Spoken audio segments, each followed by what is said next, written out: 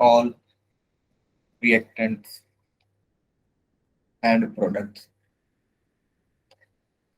are in same phase। ठीक है, same phase में अगर सारे के सारे रिएक्टेंट प्रोडक्ट होंगे तो हमारा इक्विलिब्रियम जो है वो होमोजीनस इक्विलिब्रियम होगा। अब यहाँ पे सेम फेज को आप लोग स्टेट नहीं मानेंगे कि सेम स्टेट होनी चाहिए। ठीक है मैम, क्लास चल रही है, कुछ जरूरी है? ठीक, हाँ जी, हाँ,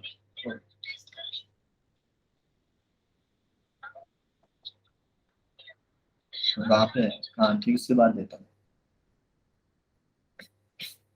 सेम फेज के अंदर अगर सब लोग होते हैं तो होमोजीनियस इक्विलिब्रियम। अब फेज को समझना है कि कब सेम फेज होगा। तो अगर सब लोग ऑल आर गैसेस तो सेम फेज मिलेगा।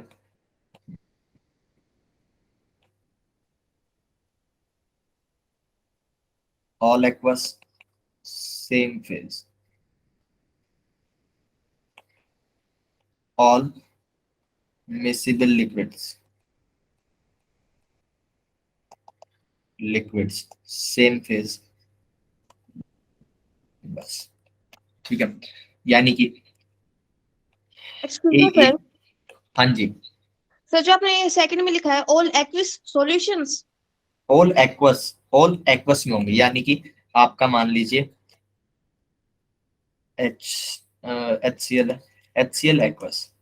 ठीक है, ये किसमें, H plus plus C L minus, इसमें टूट रहा है। ठीक है, तो ये क्या होगा, सब लोग एक्वस में है, यानी पानी के अंदर अगर प्रेजेंट होते हैं। ठीक है, तो वो क्या हो यस सर। जाएगा, एक्वस कहलाता है। ठीक है, लेकिन कई बार ऐसा हो सकता है कि आप प्योर रिएक्टेंट्स ले रहे हो लिक्विड फॉर्म के अंदर, मान लो आपने एच जी लिक्विड ले लिया, कोई भी चीज ले रहे हो, तो उस केस के अंदर फिर एक्वस नहीं लिखते, उनको लिक्विड में लिखते हैं। ठीक है, तो जब सब लोग यस। एक्वस में होते हैं तो भी देखो, फेज सेम फेज का मतलब बहुत सिंपल सा है, ये सारे के सारे मिक्स होने चाहिए, सारी चीजें होमोजीनियसली मिक्स हो जाए। तो गैसेज जो होती हैं, अगर आपने एक कंटेनर के अंदर चार पांच गैसेज मिक्स कर दी तो वो थोड़ी देर के अंदर बढ़िया मिक्स होके एक होमोजीनियस मिक्सचर बना लेते हैं। अगर आपके लिक्विड्स हैं और वो मिसिबल है, एक दो तरीके के लिक्विड हो सकते हैं, एक तो मिसिबल लिक्विड्स, दूसरे हो सकते हैं इमिसिबल लिक्विड्स। इमिसिबल्स, मिसिबल क्या होंगे, मिल्क एंड वाटर जो है वो मिसिबल है, एक दूसरे में बिल्कुल बढ़िया से मिक्स हो जाते हैं। ऑयल एंड वाटर जो है, ऑयल प्लस वाटर, ये लोग एक दूसरे में मिक्स नहीं होते। ठीक है, तो इस चीज पे डिपेंड करेगा कि आपका सेम फेज आएगा कि नहीं। अगर इमिसिबल है तो वो लोग आपस में मिक्स नहीं होंगे, सेम फेज में नहीं आएंगे। तो अगर आपके पास ए गैस, ए गैस, बी गैस, सी गैसियस, ऐसे अगर चीजें आ रही हैं तो ये क्या हो जाएंगे, होमोजीनियस इक्विलिब्रियम। ठीक है, ये होमोजीनियस इक्विलिब्रियम में होंगे। ठीक है, होमोजीनियस इक्विलिब्रियम, ये बात हो गई। उसके बाद मैंने क्या लिया था, HCl लिया था, उसको डिसोसिएट करके दिखाया, ये भी होमोजीनियस इक्विलिब्रियम। इसके बाद क्या आएगा, हेट्रोजीनस। इफ हेट्रोजीनस के अंदर क्या आ जाएगा, if not in same phase, heterogeneous mixture, if all reactants and products are not in same phase, ऐसे केस के अंदर हमें हेट्रोजेनस इक्विलिब्रियम मिलेगा। एग्जांपल ले सकते हो बच्चों, ए जो है वो सॉलिड में, बी सॉलिड में, और सी भी सॉलिड में। ठीक है, आपका वो, ये तो सर सेम स्टेट में, सेम स्टेट होना जरूरी नहीं है, इनका आपस में मिक्स होना जरूरी है। अगर ये ए है और ये बी है, ये यहाँ पे इस वाली साइड के ऊपर रिएक्शन करके सी दे देंगे। ठीक है, लेकिन ए बी और सी तीनों आपस में होमोजीनियसली मिक्स तो है नहीं, तो इनका सेम फेज नहीं है, तो ऐसे केस के अंदर क्या कहलाएंगे, हेट्रोजीनस मिक्सचर। नोट करके लिख लो, if solid appears in the reaction, अगर किसी रिएक्शन के अंदर सॉलिड है, then heterogeneous equilibrium will be present, heterogeneous equilibrium will be present, will be present. ठीक है, होमोजीनियस और हेटेरोजीनियस आप आराम से पहचान लोगे, इतना ही है। केमिकल के अंदर पढ़ लो इसको, चाहे आयनिक में पढ़ लो। होमोजीनियस हेटेरोजीनियस में किसी को डाउट है, क्या पहचान पाओगे? Yes sir. ठीक है, सिंपली इतना देखना है, गैस है सारी की सारी, वो होमोजेनियस मिक्सचर बना रही होंगी, सॉलिड्स नहीं बनाते, लिक्विड और एक्वस भी मिक्सचर बना लेते हैं। कहीं पे अगर ऐसा हो जाएगा, नीचे लिख देता हूँ,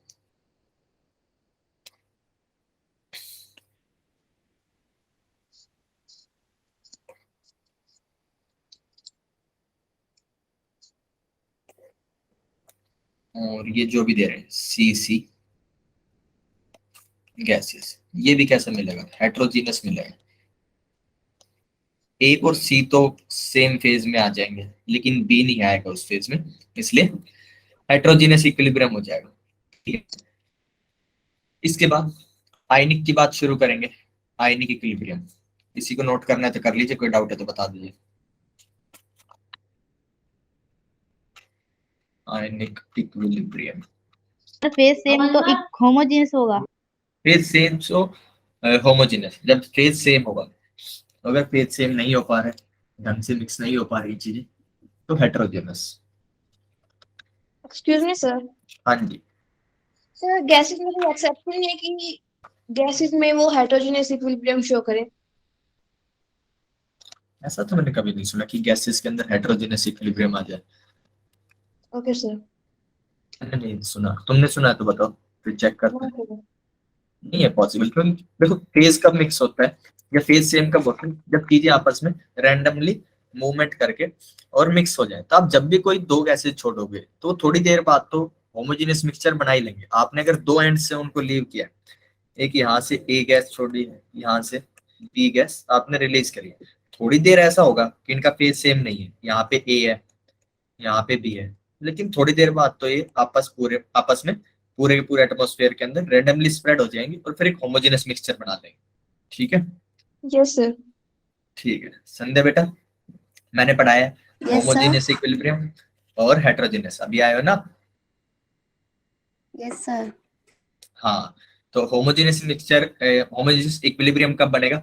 जब बेटा आपके सारे के सारे रिएक्टेंट प्रोडक्ट एक ही फेज में रहेंगे। और हेटेरोजेनियस तब बनेगा जब वो अलग अलग फेज में रहते हैं। सेम फेज का मतलब बहुत सिंपल है, वो बहुत अच्छे से मिक्स हो रहे हो। तो जैसे कि अगर आप सारी की सारी गैसेस लोगे, मैंने यहाँ पे लिख दिया है, ठीक है, all are gases same phase में रहेंगी। अगर ऑल एक्वस फॉर्म में सब लोग पानी के अंदर डिजॉल्व है तो वो सेम फेज में हो जाएंगे।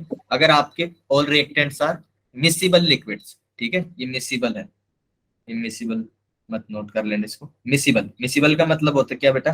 पानी और दूध ये आपके मिक्स हो सकते हैं, तो ये लोग मिसिबल लिक्विड्स कहलाते हैं। Oil and water are immiscible liquids. अगर ऐसे आपके सारे के सारे रिएक्टेंट और प्रोडक्ट हैं तो सेम फेज में होंगे बेटा, वहां पे हम क्या बताएंगे कि यहाँ पे होमोजीनियस इक्विलिब्रियम बनेगा।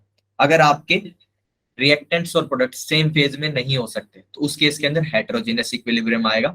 फॉर एग्जांपल, आप कहीं पे कोई सॉलिड रख दीजिए, तो आप जैसे ही कोई सॉलिड रखेंगे, उस सॉलिड को देखो यहाँ पे दिखा रखा है मैंने, ए और बी जो है ये दो अलग अलग रिएक्टेंट, ठीक है, और इनने रिएक्ट करके सी बना दिया प्रोडक्ट, लेकिन ये कभी भी मिक्स नहीं हो सकते। ए बी और सी आपस में सेम फेज में नहीं आ सकते, इसलिए यहाँ पे हेटेरोजीनियस इक्विलिब्रियम आएगा। कहीं पे भी अगर आपका सॉलिड अपीयर हो जाए आपके रिएक्शन में, तो वो रिएक्शन हेटेरोजीनियस होगा। ठीक है, समझ गए संजय? Yes sir. यस ठीक है, सर। अब आयनिक की बात शुरू करेंगे। आयनिक इक्विलिब्रियम, आयनिक इक्विलिब्रियम, ठीक है। सबसे पहली चीज है बच्चों, डिग्री ऑफ डिसोसिएशन, ठीक है, डिग्री ऑफ डिसोसिएशन।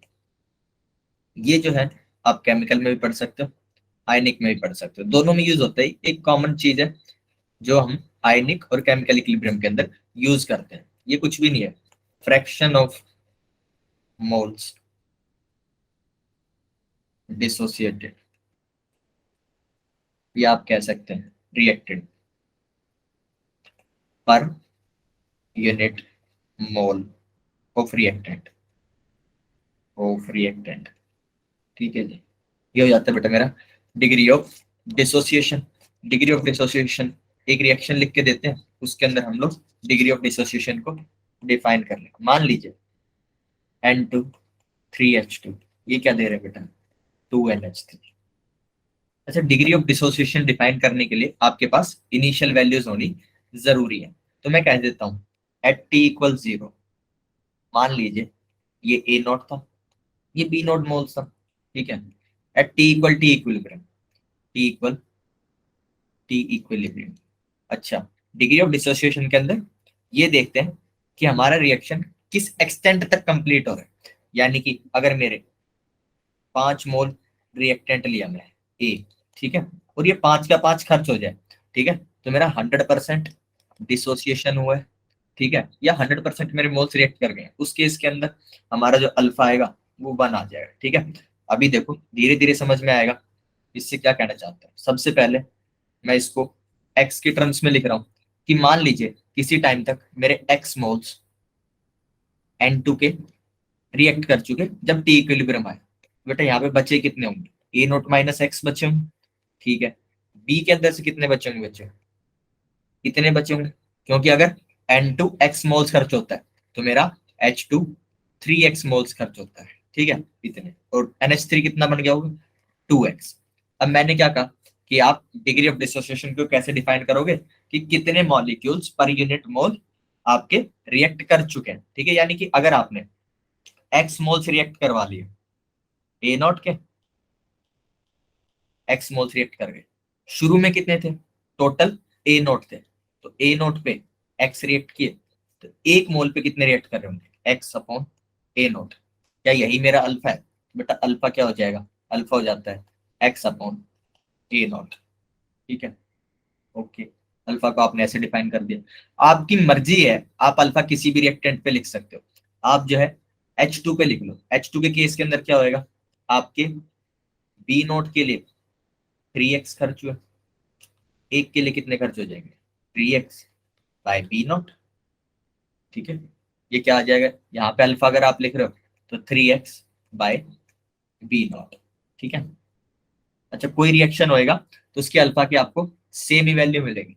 अगर जो है अल्फा किसी भी रिएक्शन के लिए सेम आता है, आप किसी भी रिएक्टेंट से कैलकुलेट कर सकते हो, उसकी वैल्यू 0 से 1 के बीच में हो सकती है, ठीक है। या तो रिएक्शन बिल्कुल ही रिएक्ट ना करे तो उस केस के अंदर अल्फा आपका 0 आ जाएगा, क्योंकि उसके अंदर एक्स की वैल्यू 0 हो जाएगी। 0 क्या है, जो मोल्स हमने खर्चे हैं, एक्स मोल्स जो हमने खर्चे होंगे, ठीक है, तो वो आपका 0 होते ही अल्फा की वैल्यू 0 आ जाएगी। कभी ये कंफ्यूज नहीं होना चाहिए कि आप अल्फा कौन से रिएक्टेंट से डिफाइन करने वाले, ठीक है। अभी क्या है, हम जो हमारी कंसंट्रेशन से रिमेनिंग कंसंट्रेशन वो अल्फा के टर्म्स में लिखना चाहे तो बेटा ये क्या हो जाएगा, ए नोट, एक्स की वैल्यू बोलो, एक्स की वैल्यू यहां से उठाओ, यहाँ पे आएगा ए नोट अल्फा इक्वल एक्स, ऊपर रख दो, ऊपर जैसे ही रखोगे माइनस ए नोट अल्फा। क्या आप इसको ए नोट 1 माइनस अल्फा लिख सकते हो, यस ऐसा? बिल्कुल ऐसे बेटा आप चेक करना, बी नोट के केस में भी ये ऐसे लिखा आएगा, ठीक है। बी नोट इंटू मतलब initial concentration into 1 minus alpha के हिसाब से रिएक्टेंट्स खर्च होते हैं। इसको मैं साफ सुथरा लिख देता हूँ, ये हो गया ए नोट माइनस ए नोट अल्फा। इनिशियल क्या थे इसका, मोल्स जो थे वो ए नोट थे, ए नोट के अंदर 1 माइनस अल्फा आप मल्टीप्लाई कर दो, ठीक है, ये ऐसा मिलेगा। बी नोट भी जो है 1 माइनस अल्फा मिलेगा। अच्छा, प्रोडक्ट साइड जो है वो आपको हमेशा अपनी मर्जी से चेक करके लिखना है, उसके अंदर ऐसा कोई वो नहीं है कि 1 माइनस अल्फा आएगा तो वो कितना आएगा, ठीक है। उसके अंदर 2x को अब आप कुछ भी लिख दीजिए, 2x को या तो आप x की वैल्यू यहाँ से उठाइए या फिर, अच्छा ये वाला मैं करके दिखाता हूँ कि b naught minus 3x, b naught 1 minus alpha कैसे आएगा, ठीक है। बी नोट माइनस 3x, अगर इस वाले रिएक्शन, इस वाले इक्वेशन से मैं x की वैल्यू लूं तो बेटा x की वैल्यू आ जाएगी बी नॉट अल्फा बाय 3। आप यहाँ पे रख के देखो बी नॉट माइनस 3x के अंदर बी नॉट माइनस 3x, यहाँ पे x की वैल्यू रख दो। आप जैसे x की वैल्यू रखो क्या आएगा, b naught minus b naught alpha by 3, ठीक है, और दिस इंटू 3 हो जाएगा, ठीक है। आप क्या लिख दोगे, b naught minus b naught alpha, यहाँ से आप बी नॉट कॉमन ले लोगे और आपके पास क्या जाएगा 1 माइनस अल्फा, ठीक है। तो रिएक्टेंट आपका कोई भी हो आप उसको इनिशियल वैल्यू वैल्यू क्यों बोल रहा हूँ, क्योंकि अभी थोड़ी देर बाद कंसंट्रेशन की टर्म्स में भी ऐसे लिखेंगे, initial value into 1 minus alpha equal reactant remaining at the time of completion of reaction। ठीक है, completion of reaction। ठीक है, completion of reaction का क्या मतलब है, अगर कोई रिवर्सिबल रिएक्शन तो उसका भी हम completion कब मानते हैं, एट इक्विलिब्रियम। और अगर इरिवर्सिबल रिएक्शन है वो पूरी की पूरी खत्म हो जाती है, इरिवर्सिबल क्या है, सारे के सारे रिएक्टेंट खत्म हो जाएंगे, तो उसका कंप्लीशन कब होता है, जब when at least one reactant ends. ठीक है, रिएक्टेंट एंड्स, ये बात होगी। ठीक है, आप अमोनिया के अगर लिखना चाहेंगे कितने मोल्स बच गए, तो आप कोई भी एक साइड से वैल्यू उठा लो एक्स की, मैंने कह दिया मान लो ए नॉट के टर्म्स में उठा लो, तो ये कितने बन गए, 2 ए नॉट इंटू अल्फा। अच्छा, हर रिएक्शन का ना alpha is defined, alpha is defined according to reaction defined. और अब भी समझ आएगा कि एक आपका कोई भी गिवन रिएक्शन है बेटा, any given reaction has a fixed value of alpha, has a fixed value of alpha.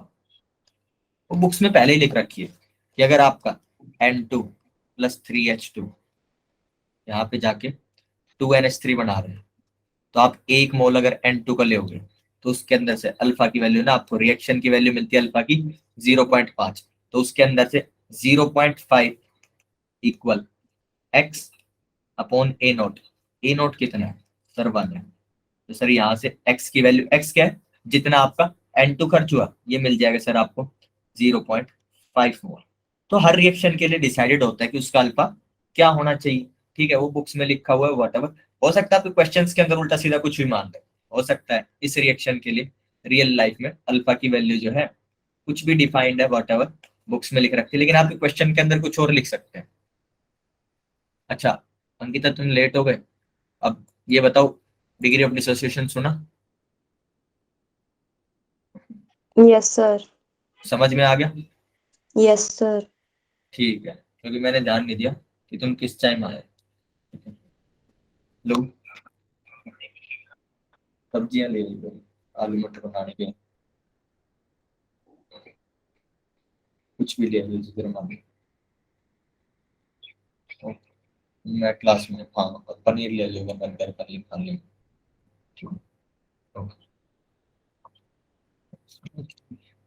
Kitchen चलानी पड़ती है। अल्फा के बारे में इतनी बातें हो गई। अच्छा, एक्सक्यूज मी सर। हाँ जी बोलिए। सर एक बार दोबारा बता सकते हो कि इनिशियल वैल्यू क्या है? इनिशियल वैल्यू कौन से की, यहाँ पे देखो, हाँ इसके अंदर नो सर, जो आपने इनिशियल वैल्यू लिखा था जहाँ पे इनिशियल इनिशियल वैल्यू, वैल्यू हाँ 1 देखो माइनस इनिशियल अल्फा। वैल्यू, हाँ इनिशियल वैल्यू इनटू दिस।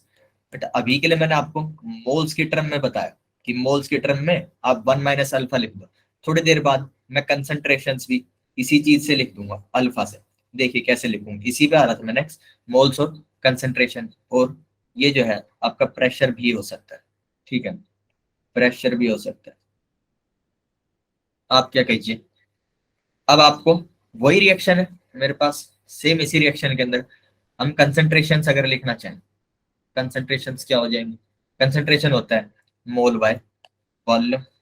ठीक है, at T equal 0, at T equal 0 इसके कितने थे बेटा, ए नोट मोल्स थे, इसके मैंने बी नोट मोल्स माने थे, इसके 0 थे।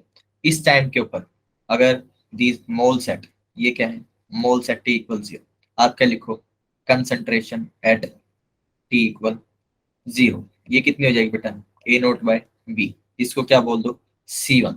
ये कितनी हो जाएगी, बी नोट बाय बी, इसको क्या बोल दो C2। और ये क्या है आपकी C3 बोल दो, जिसकी वैल्यू 0 है इस टाइम।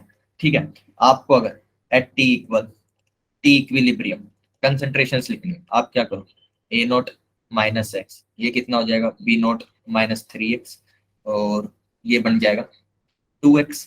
आपको अगर कंसंट्रेशंस लिखनी है, कुछ नहीं करना, इसके अंदर आप वॉल्यूम का C1 नॉट C2 नॉट, ठीक है, ऐसे करके लिखे। ओके, ये हो गया। यहाँ पे आप क्या करोगे, इसकी वॉल्यूम का डिवाइड कर दो, इसकी वॉल्यूम का जैसे आपने डिवाइड किया, क्या ये आपके पास कंसंट्रेशन आ गई C1 इक्विलिब्रियम, ये क्या हो जाएगी C2 इक्विलिब्रियम, ठीक है। ओके, हाँ जी, अब क्या है, अब C1 इक्विलिब्रियम लिख सकते हो, C1 not into 1 minus alpha, करके देखते हैं कि क्या ये बात ठीक है। तो मुझे क्या लिखना है, A not minus x by B, यही तो हो जाएगा मेरा A not minus x by B, ये मेरी फाइनल कंसेंट्रेशन है। इनिशियल क्या थी, A not by B.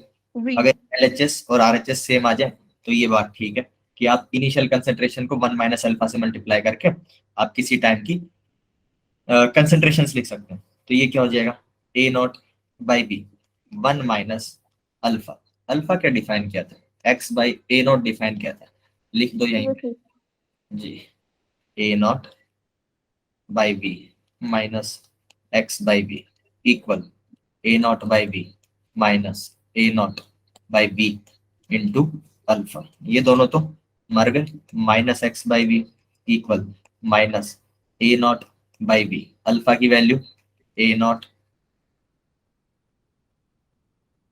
Alpha हो जाएगा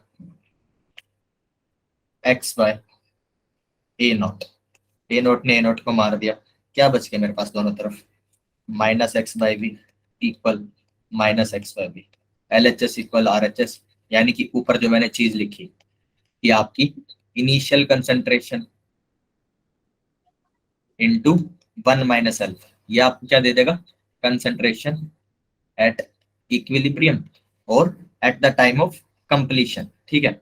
हम लोग अभी इक्विलिब्रियम आयनिक पढ़ रहे हैं, तो ये पढ़ेंगे कि इक्विलिब्रियम के केस के अंदर क्या हो रहा है। कंप्लीशन ऑफ रिएक्शन में बार बार इसलिए बोल रहा हूँ बेटा, जब आपका रिवर्सिबल रिएक्शन होता है तो अल्फा जो है 0 से 1 के बीच में होता है, रिवर्सिबल के केस के अंदर इक्वल टू 0। इरिवर्सिबल का अल्फा क्या होगा, कोई मेरे को बता सकता है, इरिवर्सिबल रिएक्शन का अल्फा का क्या वैल्यू आएगा,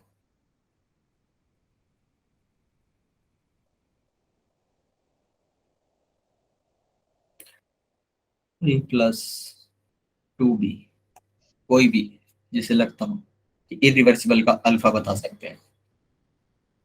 3 से 5 मोल है इसमें, ठीक है, और अगर इस पे 5 है तो इस पे 11 ले लो,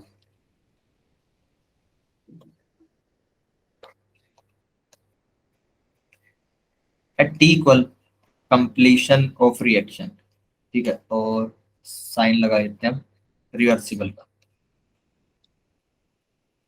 3 से, ठीक है, इरिवर्सिबल का साइन लगा दिया, ये क्या है मेरा इरिवर्सिबल रिएक्शन। ओके, बोलो बेटा मोल्स कितने कितने आएंगे, ए के मोल कोई बताएगा मेरे को, लेस देन 0 होगी मुकुल, नहीं नहीं नहीं, अल्फा की वैल्यू 1 होती है, इरिवर्सिबल के केस के अंदर अल्फा 1 है। कोई नहीं, अभी आएगा कैसे अल्फा की वैल्यू 1, ठीक है, अल्फा की वैल्यू 1 हो जाएगी। ए फाइनल कितने होंगे मुझे तो ये बता दो, 5 मोल 5 मोल, ए फाइनल, ए फाइनल का मतलब कितने मोल ए के बच जाएंगे जब आप रिएक्शन, 0 तन्वी कह रही है 0, अब बोलो काफी, सर हम कह रहे हैं 0 0 ना, ठीक है, Yes, sir. ये ठीक है, ये लीजिए, ए फाइनल क्या हो जाएगा 0, बी फाइनल जो होगा 1 मोल बचा, 1 मोल बिल्कुल, और सी चाहे देख लो कितने बनाने हैं, 5 दिया 15, तो सी फाइनल हो जाएंगे 15 मोल, 15 मोल ठीक है। अब जो है आप अगर यहाँ पे अल्फा डिफाइन करो बाई ए, तो कितना हो जाता है अल्फा, मोल्स, 1 हाँ बिल्कुल 1 आएगा, मोल्स डिसोसिएटेड, यही तो लिखते हैं, डिवाइडेड बाय इनिशियल मोल्स। तो अगर ए एफ इक्वल 0 है तो कितने मोल खर्च हो गए सर, ए मोल्स या ए नॉट मोल्स, यानी कि 5 मोल सर खर्च हो गए, alpha equal 5 mole divided by 5 मोल 5 मोल, ठीक है। अल्फा की वैल्यू बच्चों 1 आएगी। कोई कहता है कि सर मैं तो अल्फा बी से लिखना चाहता हूँ, तो अल्फा जो है इरिवर्सिबल के केस के अंदर आप लिमिटिंग रिएजेंट से लिखोगे, ठीक है। अल्फा की वैल्यू 1 आएगी, इरिवर्सिबल रिएक्शन के लिए बिल्कुल आएगी, लेकिन तभी आएगी जब आप रिएक्टेंट क्या सर मोल्स डिसोसिएशन हमें कैसे पता चलेगा कि 5 ही है? ये तो बेटा मैंने बोला ना कि इरिवर्सिबल रिएक्शन है। इरिवर्सिबल रिएक्शन जब भी लोगे, इरिवर्सिबल रिएक्शन का मतलब क्या है, इरिवर्सिबल की डेफिनेशन क्या थी, अगर केमिकल के कि वो स्टार्टिंग रिवर्स नहीं हो सकती, रिवर्स नहीं हो सकती, प्लस एक बार प्रोडक्ट बन गया तो वो फाइनल प्रोडक्ट रहेगा। वो रहेगा, ठीक है, ये बात ठीक है। इसकी एक और जो सरल भाषा में है, ये तो ठीक है ही कि वापिस नहीं आती, वो वापिस नहीं आने का मतलब ये भी है कि वो एक ही डायरेक्शन में चलती जाएगी, फॉरवर्ड में चलती जाएगी। अगर वो फॉरवर्ड में चलती जाएगी, बैकवर्ड का रेट 0 है, तो एक टाइम के ऊपर वो अपने रिएक्टेंट्स को खत्म कर देगी। तो इरिवर्सिबल रिएक्शन क्या होता है, at least one of the reactants gets finished, ठीक है। इरिवर्सिबल की ये डेफिनेशन। रिवर्सिबल के अंदर क्या होता है, all the reactants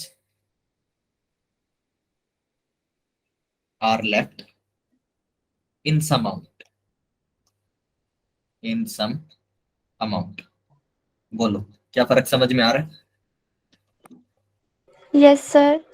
ठीक है, तो आपके मोस्ट डिसोसिएटेड इरिवर्सिबल आपको जब भी निकालना है तो आप मानेंगे कि कोई ना कोई एक रिएक्टेंट पक्का पक्का खत्म हो रहा होगा इसके अंदर। जैसे मैंने लिमिटिंग रिएजेंट का केस मान रखा है कि आपका ए जो है वो पहले खत्म हो जाएगा, बी थोड़ा सा बच जाएगा। तो लिमिटिंग रिएजेंट कैसे ढूंढते हैं, हिट एंड ट्रायल से ढूंढते हैं हमेशा।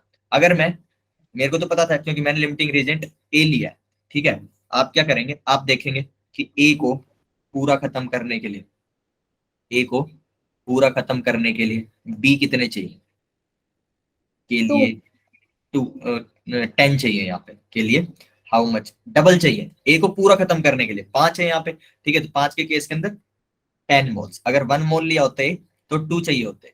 तो ए को पूरा खत्म करने के लिए जितना बी चाहिए उतना अवेलेबल है, उससे अगर ज्यादा अवेलेबल है इसका मतलब ए पहले खत्म हो जाएगा और बी कुछ ना कुछ बच रहा होगा। ये तो मेरे को पता था कि मेरा ए लिमिटिंग एजेंट है, तो मैंने ए के थ्रू देख लिया। अगर मैं कहूं कि बी को पूरा खत्म करने के लिए कितना ए चाहिए, 5 हाउ मोल। मच, कितना, नहीं, 5.5 मोल्स। 5.5, बिल्कुल यस सर। 5.5 चाहिए। 5.5 क्या अवेलेबल है, नहीं है सर, सिर्फ 5 अवेलेबल है सर। 5 पूरा खर्च हो जाएगा और उसी टाइम के ऊपर रिएक्शन एंड हो जाएगा सर। जो खत्म होने की वजह से रिएक्शन को एंड करा दे वो क्या होगा sir, limiting result. End of reaction कब होगा, जब आपका कोई एक रिएक्टेंट खत्म हो जाए। कंप्लीशन ऑफ रिएक्शन, देखो इरिवर्सिबल के केस के अंदर क्या होगा कि एंड और कंप्लीशन दोनों साथ साथ हैं, ठीक है। End of reaction equal reactant finish, ठीक है, एट लीस्ट 1। तो इसका completion of irreversible reaction end of reaction के साथ आता है। कंप्लीशन ऑफ रिवर्सिबल रिएक्शन कहीं पहले होता है, क्योंकि उसके अंदर एंड ऑफ रिएक्शन नहीं आता। एंड ऑफ रिएक्शन कब होएगा, जब हमारा पूरा का पूरा रिएक्टेंट खत्म हो जाएगा, ठीक है। ऐसे करके आप डिफरेंशिएट कर सकते हैं। ये सब बातें क्लियर होगी, अल्फा क्लियर हो गया। अच्छा, अल्फा से हम कंसंट्रेशन लिख सकते हैं, ये बात भी क्लियर होगी, ठीक है। Yes alpha sir. से हम लोग चाहें तो प्रेशर भी लिख सकते हैं। आप क्या करो, अच्छा प्रेशर की टर्म्स में आपको पता है ना, आप इक्वेशन लिख सकते हो। आपके पास ये वही N2 3H2 और 2NH3, ठीक है। इसका क्या करो, इनिशियल प्रेशर ले लो पी ए नॉट, इसका initial pressure p b naught, और इसका 0 at T equal 0, at T equal t equilibrium. इसके अंदर से कुछ प्रेशर गायब होके ये पी ए बच गया होगा, ये पी बी बच गया होगा, और इसका कुछ प्रेशर क्रिएट हो गया होगा। आप जो है पी ए की वैल्यू लिख सकते हो, P A equal P a not 1 minus alpha, alpha. ठीक है। इसका अगर आपको प्रूफ चेक करना है, तो check the proof, check the proof. Assume x moles reacted और disappeared, ठीक है। उसके बाद यूज PV इक्वल एनआरटी, ठीक है। मैं कर नहीं रहा हूँ, बहुत लंबा हो जाएगा, 5-1 मिनट कैलकुलेशन करेंगे। PV इक्वल एनआरटी यूज करके देखना, आपकी ये वाली चीज प्रूव हो जाएगी, LHS RHS बराबर आ जाए, ठीक है जी। ये सारी की सारी बातें थी हमारी डिग्री ऑफ डिसोसिएशन, ठीक है। अगर बच्चों मैं कहूँ HCl है, यहां तक बेटा मैंने आपको जितना भी डिसोसिएशन पढ़ाया, कहीं पे भी कोई आयंस प्रोड्यूस नहीं करे मैंने, सही बात। सब्जेक्ट आयंस क्या होते हैं, कोई भी अगर चार्ज पार्टिकल है, आपकी कोई चार्ज स्पीसीज है, तो वो होती है आयन, ठीक है। यहां तक मैंने कोई आयंस प्रोड्यूस नहीं करे। आयनिक इक्विलिब्रियम की डेफिनेशन अगर मैं देखूं तो वो होती है ionic equilibrium when equilibrium is set up between charged and non charge species, non charged species. ऊपर जो केमिकल इक्विलिब्रियम था, केमिकल इक्विलिब्रियम, ये क्या होता है, equilibrium between non charge species. पूरे के पूरे केमिकल के अंदर मैंने कहीं कोई आयन नहीं बनाया, नॉन चार्ज स्पीसीज, ठीक है जी। ओके, आयनिक के बारे में, अच्छा ये हो गया केमिकल और ये आयनिक। एग्जाम्पल ऑफ केमिकल तो पूरा का पूरा पढ़िए, केमिकल का example, example N2 + 3H2 will give you 2NH3, PCl5 will give you Cl2 + PCl3 and so on. Example of ionic equilibrium, ionic equilibrium कब आ रहा होगा बेटा, इसका एग्जाम्पल क्या है, HCl ले लो आप, ठीक है, HCl एक्वस, ठीक है। पानी के अंदर आप HCl को मिक्स कर दो, वो क्या करेगा, आपके पास H+ + Cl- दे देगा, ठीक है जी। ये क्या हो जाएगा मेरा आयनिक इक्विलिब्रियम। कोई शक किसी को? No sir. ठीक है जी। अब बच्चों हम लोगों को बात करनी है कि इलेक्ट्रोलाइट क्या होता है, ठीक है। इलेक्ट्रोलाइट और नॉन, हाँ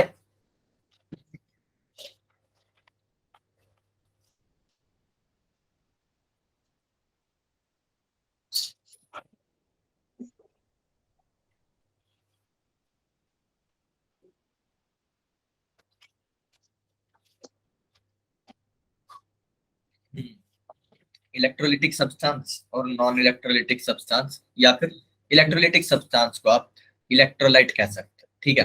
जो सर। पानी के, हाँ जी, नो सर। ओके ठीक है, ठीक है। जो भी कोई any substance that dissolves in water,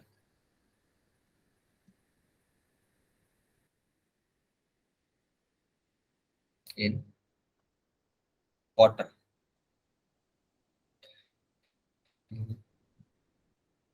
will either be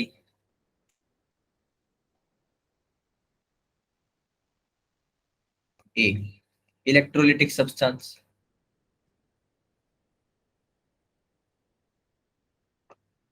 B non electrolytic substance, ठीक है। तब पानी के अंदर आप किसी चीज को मिक्स कर रहे हो, वो या तो इलेक्ट्रोलिटिक सब्सटेंस होगी, इसको बोल दो इलेक्ट्रोलाइट, ठीक है। इलेक्ट्रोलिटिक सब्सटेंस को इलेक्ट्रोलाइट भी बोल देते हैं। फर्क क्या होता है सर, बेटा ये लोग जो होते हैं, these form ions in water, these form ions in water. ये क्या करते हैं, these don't form ions in water. Examples की बात करें, सबसे प्यारा एग्जाम्पल NaCl, NaCl पानी में डालते ही आयनाइज हो जाता है Na+ और Cl-, ठीक है। इसके एग्जाम्पल्स क्या है, ग्लूकोज, ग्लूकोज जो है वो डिसोसिएट नहीं होता। उसके बाद दुनिया जान में हजार एग्जाम्पल है, जब हम आयनिक पढ़ेंगे एग्जाम्पल्स देखते जाएंगे। अब क्या है, अगर मैं किसी सब्सटेंस के आयनाइजेशन की बात करूं तो आयनाइजेशन कई तरीके का हो सकता है, देखते हैं। देखो इलेक्ट्रोलाइट पे बात करनी पड़ेगी, इलेक्ट्रोलाइट कैसे कैसे हो सकता है। एक तो जो है ट्रू इलेक्ट्रोलाइट होता है, ट्रू इलेक्ट्रोलाइट, ट्रू इलेक्ट्रोलाइट क्या होते हैं बच्चों? ये लोग शो, देखो दोनों के अंदर ही ना ट्रू और पोटेंशियल दोनों के अंदर आयंस फॉर्म होंगे, आयंस आर फॉर्म्ड। ठीक है, डिफरेंस क्या होगा ये मैं भी बता देता हूँ। आयंस आर फॉर्म, जब भी बच्चों आयंस फॉर्म होंगे तो वो चीज इलेक्ट्रिसिटी को कंडक्ट कर सकती है। ठीक है, किसी भी चीज के अंदर अगर आयंस बने हुए हैं तो इलेक्ट्रिसिटी कंडक्ट कर सकते हो। These show conductivity,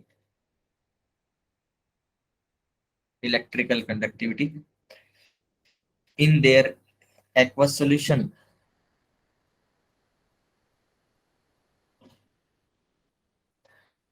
as well as molten state, molten state। molten state का क्या मतलब है? आपका कोई ऐसी चीज है जो लिक्विड फॉर्म में, देखो आप क्या करते हो, या तो किसी चीज को एक्वस लिख सकते हो, एक्वस का मतलब है वो पानी के अंदर मिक्स्ड है, और लिक्विड का मतलब है मोल्टन स्टेट में पिघली हुई है। ठीक है, आप जो है Hg मरकरी को जब लिक्विड स्टेट में यूज करते हैं तो आप उसको मोल्टन स्टेट में बोल सकते हो। चलो KCl है, ये बेटा जब लिक्विड फॉर्म में होता है तब भी ये आयंस प्रोड्यूस कर लेता है और इलेक्ट्रिसिटी आपकी कंडक्ट करा सकता है। ठीक है, तो इसके एग्जाम्पल क्या हो जाएंगे? इसका एग्जाम्पल KCl है, CaCl2 etcetera and so on. इसके अलावा एक चीज होती है पोटेंशियल इलेक्ट्रोलाइट। पोटेंशियल इलेक्ट्रोलाइट का क्या मतलब है कि ये लोग कर सकते हैं इलेक्ट्रिसिटी कंडक्ट। पोटेंशियल का मतलब इनमें पोटेंशियल है इलेक्ट्रिसिटी कंडक्ट करने का, लेकिन उसके लिए कुछ और रिक्वायरमेंट होगी। क्या रिक्वायरमेंट होगी? पानी की रिक्वायरमेंट होगी। ये लोग जो है पानी के अंदर ही इलेक्ट्रिकल कंडक्टिविटी दिखा पाते हैं। Show electrical conductivity only in aqueous solution. ठीक है, यानी कि इनको आयंस बनाने के लिए पानी चाहिए। ठीक है, एग्जाम्पल क्या है? HCl। ठीक है, CH3COH। आप अगर HCl लिक्विड ले लोगे तो वो आयंस के अंदर नहीं टूटेगा, H++Cl- में नहीं टूटेगा। ठीक है, तो आप HCl लिक्विड लोगे उसके अंदर कंडक्टिविटी नहीं आएगी क्योंकि उसके अंदर आयंस फ्री फॉर्म में नहीं होते, आयनाइज नहीं होते। ठीक है, इसके बाद बच्चों मुझे बात करनी है electrolyte can be of two types. Electrolytes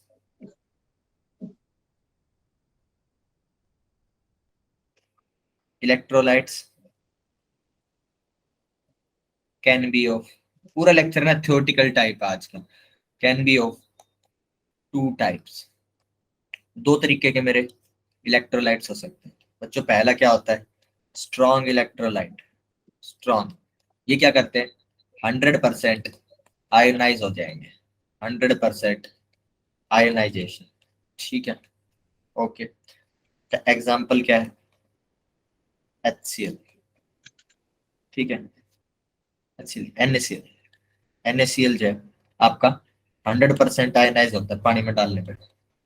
ठीक है, कोई मुझे बताएगा कि degree of dissociation of NaCl in water is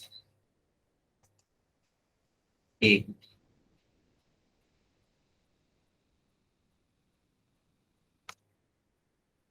degree of dissociation पूछ रहा हूँ, अल्फा, और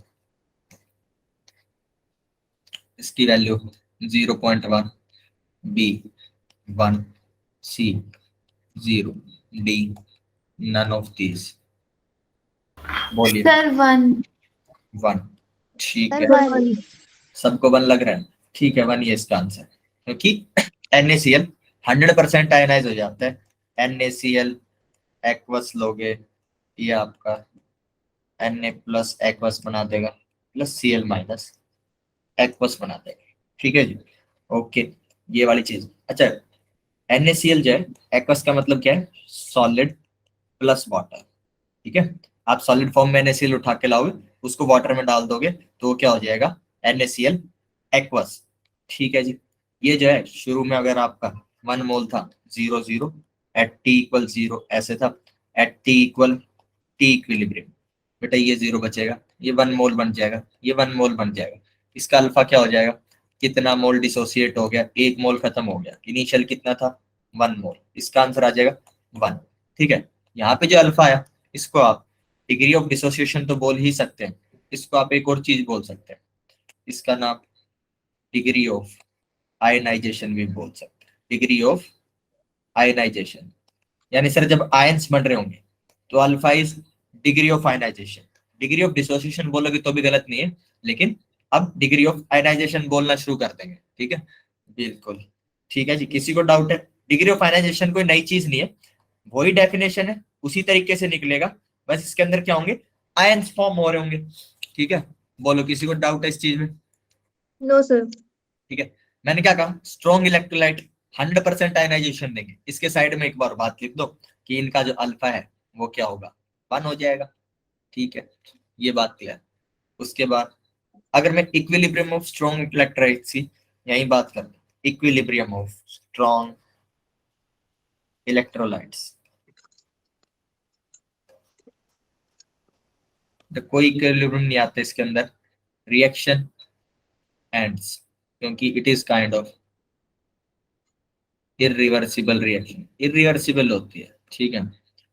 इसके अंदर क्या होता है कंप्लीटली, अगर आप इस सबके इक्विलिब्रियम लिखने जाओगे तो उसके अंदर क्या होगा, Na प्लस यही होगा into Cl minus divided by what, NaCl aqueous, इसी की कंसंट्रेशन लिख रहे होगे, ठीक है? At equilibrium this is equal to 0, यानी कि not defined, K equilibrium is not defined. किसी चीज के अंदर आप 0 का डिवाइड तो कर नहीं सकते, तो इसका जो के इक्विलिब्रियम हो जाएगा बच्चों, नॉट डिफाइंड आएगा, ठीक है? इसका के इक्विलिब्रियम नॉट डिफाइंड होता है।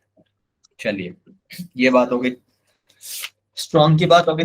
वीक इक्विलिब्रियम, वीक इलेक्ट्रोलाइट की बात कर लेते हैं। तो यहाँ पे नंबर क्या डाल रखा है, can be of 2 types. First हो गया स्ट्रॉन्ग। वीक के अंदर क्या होता है, आपका जो है आयनाइजेशन होगा वीक इलेक्ट्रोलाइट, लेकिन कंप्लीट नहीं होगा, कुछ पार्ट आपका आयनाइज हो जाएगा, ठीक है? इसका एग्जांपल कौन है, CH3COOH। ये क्या करेगा, आप इसको डाल दो पानी में, जैसे ही आप डालोगे ये क्या दे देगा, CH3COO minus plus H plus, ठीक है जी? ये मिल जाएगा आपको एक्वस में। तो इसके अंदर क्या होगा, एट T इक्वल इक्विलिब्रियम, ये कुछ A अमाउंट होगा, ये कुछ B अमाउंट होगा, ये C अमाउंट होगा, ठीक है? वॉट एवर जिस भी तरीके से डिसोसिएशन हुआ होगा, इसका अल्फा जो है 0 से 1 के बीच में मिलेगा वीक इलेक्ट्रोलाइट्स के लिए, ठीक है? चलो इतना हो गया, प्रोड्यूस डिग्री ऑफ डिसोसिएशन की बात हो गई, ठीक है? चलो आज के लिए काफी है, डिग्री ऑफ डिसोसिएशन कंप्लीटेड। बस आज के लिए इतना ही रखते हैं, कल का कल